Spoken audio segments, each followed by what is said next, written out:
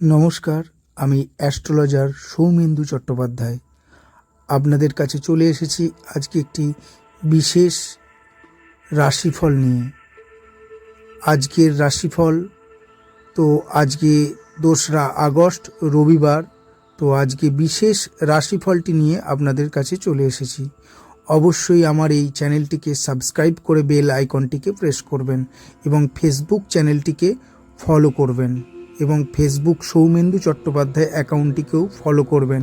স্ক্রিনের সামনে আপনারা অলরেডি দেখতে পাচ্ছেন যে গ্রহের গোচর। রবি কর্কট রাশিতে রয়েছে, চন্দ্র মীন রাশিতে রয়েছে, মঙ্গল বৃশ্চিক রাশিতে রয়েছে, বুধ কর্কট রাশিতে রয়েছে। এরকমভাবে প্রত্যেকটি রাশিতে যেই গ্রহগুলি রয়েছে সেগুলি আপনারা দেখতে পাচ্ছেন এবং কত ডিগ্রিতে রয়েছে সেইগুলি আরও ভালোভাবে দেখতে পাচ্ছেন।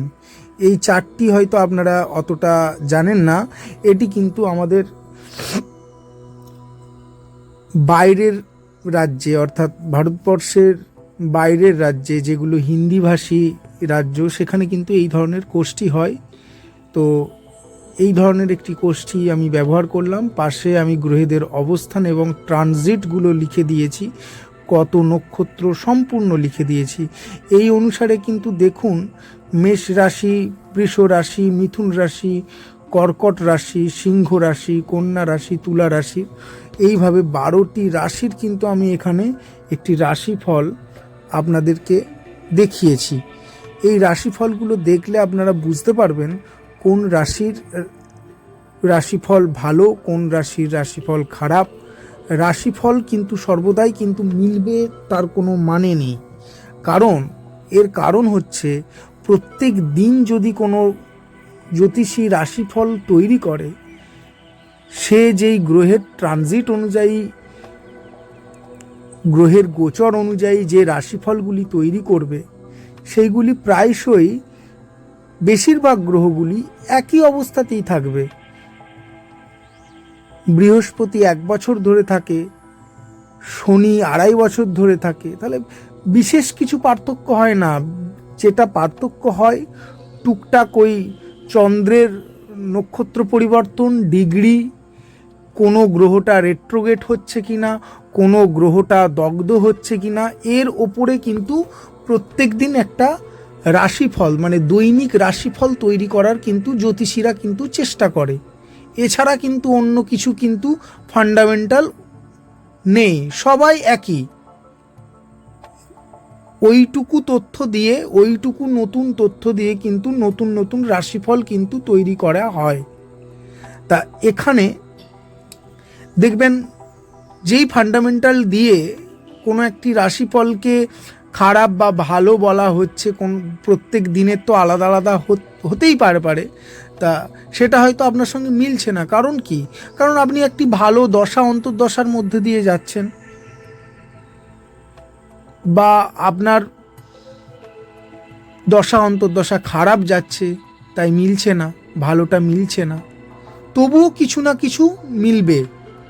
এইভাবেই কিন্তু আমরা নিখুঁতভাবে, বিশেষ করে আমি নিখুঁতভাবে কিন্তু এইভাবেই কিন্তু রাশিফলগুলি তৈরি করি। এবং আমি পার্টিকুলার আলাদা আলাদা করে, দেখুন এখানে 6টি রাশিকে দেখিয়েছি যাতে আপনারা বুঝতে পারেন। তো মেষ রাশির জন্য এখন সময় কিন্তু ভালো দেখতে পাওয়া যাচ্ছে, নতুন কোনো সুযোগ আসতে পারে। বৃষ রাশির ক্ষেত্রেও দেখতে পাচ্ছেন এখানে তুলা রাশি, বৃশ্চিক রাশি, ধনু রাশি। তো এই ধরনের ধনু রাশির দেখবেন এই এই মানে সিরিজটাতে প্রায় ভ্রমণ, কোথাও ঘুরতে যাওয়া, কোথাও না কোথাও ছোটো খাটো হলেও ভ্রমণযোগ কিন্তু এই সময় কিন্তু ঘটবে। শুধুমাত্র আজকের বলে না, আপনি 10 দিন যাবৎ ধরে একই কথাই বলছি, ধনুরাশির কিন্তু একটি ভ্রমণ যোগ দেখা যাচ্ছে। ঠিক আছে, মীন রাশির দাম্পত্য জীবন, সুখ স্বাচ্ছন্দ্য এখানে ভালো থাকবে, যদিও 7.5 চলছে। আমরা জানি কুম্ভ রাশির শেষ অবস্থা, মীন রাশির মধ্য অবস্থা এবং মেষ রাশির প্রথম অবস্থা 7.5। তা 7.5তে তাদের একটু ট্রাভেল থাকবে, প্রতিবন্ধকতা থাকবে, কাজগুলো আটকে যাবে। তো বাস্তব যে সমাজ সেটাকে তারা চিনতে পারবে আরও ভালোভাবে। তা এই বিষয়গুলো তো থাকবেই। তার সাথে সাথে দৈনিক রাশিফলের মধ্যে এই যে চন্দ্র যে নক্ষত্রটাকে ত্যাগ করে অন্য একটা নক্ষত্রে যাচ্ছে, এটা তো প্রত্যেক দিন আলাদা আলাদা হচ্ছে। তা এইটাকে বেশ করে চন্দ্রের প্রভাব, কোনো গ্রহ রেট্রোগেট হচ্ছে কিনা, কোনো গ্রহ দগ্ধ হচ্ছে কিনা, এই রকমভাবে কিন্তু রাশিফলগুলি তৈরি করা হয়। আমি এখানে কিন্তু ইংরেজিতেও করেছি, কারণ আমার প্রচুর দর্শক রয়েছে যারা বাংলা বোঝে না, কিন্তু তারা আমার ভিডিও দেখে।